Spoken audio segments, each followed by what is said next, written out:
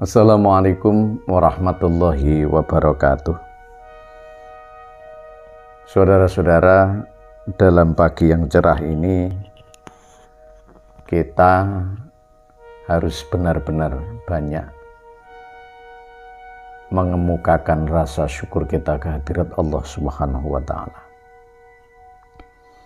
Karena rasa syukur itu mampu membangun rasa bahagia kita, rasa senang kita, dan rasa ketenangan dalam hati kita dalam melakukan sesuatu hal. Manusia tidak lepas dari dosa. Manusia tidak lepas dari kesalahan dan tidak lepas dari maksiat. Maka dalam hidup itu biasanya ada 3 hal yang menyebabkan orang tidak merasa dosa, tidak merasa bersalah, dan tidak merasa bermaksiat. Dan hal ini sangat berbahaya. Bukan hanya berbahaya, tetapi fatal dalam hidup sampai pada hari yang akan datang, yakni di alam barzah sampai alam akhirat. Apa hal-hal yang menyebabkan tertundanya tobat kita kepada Allah? Apa hal-hal yang menyebabkan kita kadang tidak sampai bertobat kepada Allah? Ada orang yang tidak sampai tobat, dia sudah dipanggil oleh Allah, sehingga dalam hidupnya tidak sama sekali bertobat kepada Allah, padahal maksiat yang dilakukan, dosa yang dilakukan sangat banyak. Mari kita coba untuk melihat dalam kitab Tazkiratul Auliya ini. Ada seorang ulama besar mengatakan 3 hal yang menyebabkan tertundanya tobat.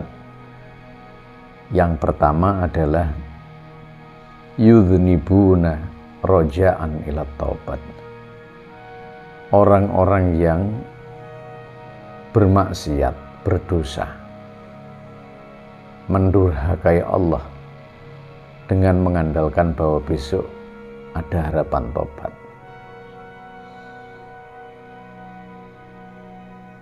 Hal ini sepertinya benar, sepertinya tidak menyalahi syariat. Tetapi ini berbahaya, karena mengandalkan tobat, tapi tobatnya tidak tahu kapan dia bertobat. Dia hanya menggunakan akalnya bahwa ketika setelah dia tobat, setelah dia berdosa, dia akan bertobat. Dan pasti Allah akan memberi ijabah kepada dia yang ahlul ma'asi tadi bertobat. Intinya dia dengan senang melakukan maksiat, dengan kesimpulan di dalam pikirannya bahwa dia masih bisa tobat kepada Allah. Ini sangat berbahaya sekali. Berarti dia melakukan dosa, dia melakukan maksiat itu dengan kesengajaan. Padahal orang-orang yang sengaja dalam melakukan dosa, sekecil apapun dosa itu akan menjadi dosa besar. Artinya bahwa kita tidak boleh meremehkan dosa dengan alasan akan bertobat. Ini tipuan yang pertama. Manakala dosa itu tidak sengaja, ini masalah lain. Setelah itu dia baru bertobat.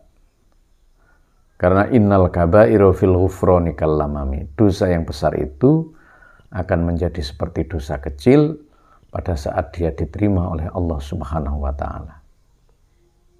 karena kasih sayang Allah, karena murahnya Allah kepada kita. Tipuan yang kedua adalah mutaakhiran litaubah. Orang-orang yang mengakhirkan tobatnya kepada Allah. Ketika dia ditanya, kapan kamu tobat? Menenek wis tuwa. Besok kalau sudah senja. Iya, kalau dia bisa tua. Manusia itu tidak dibatasi dengan umur. Orang yang dipanggil Allah itu tidak dibatasi dengan umur. Banyak orang-orang yang masih muda dia sudah dipanggil. Banyak orang tua yang masih ada. Walaupun secara logika manusia adalah orang yang sudah meninggal itu orang yang tua. Nah, beriktikad untuk mengakhirkan tobat itu adalah hal yang fatal. Karena umur itu miliknya Allah. Kita tidak tahu. Allah menentukan kapan dia dipanggil, kapan tidak, itu urusan Allah.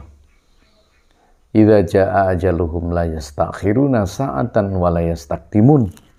Kalau sudah datang panggilan Allah tidak bisa diawalkan dan tidak bisa diakhirkan. Ini tipuan yang kedua, yakni mutaakhirun litaubah. Dia berpikir bahwa dia akan berencana bertobat di akhir hidupnya. Maka kita berdoa kepada Allah supaya diberi umur panjang dan diberi kesempatan berdoa. Namun di awal umur-umur kita harus persiapan untuk melakukan pertobatan kepada Allah Subhanahu wa Ta'ala.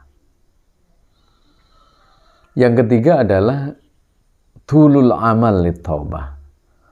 Ada orang-orang yang dia hanya berhalusinasi untuk tobat.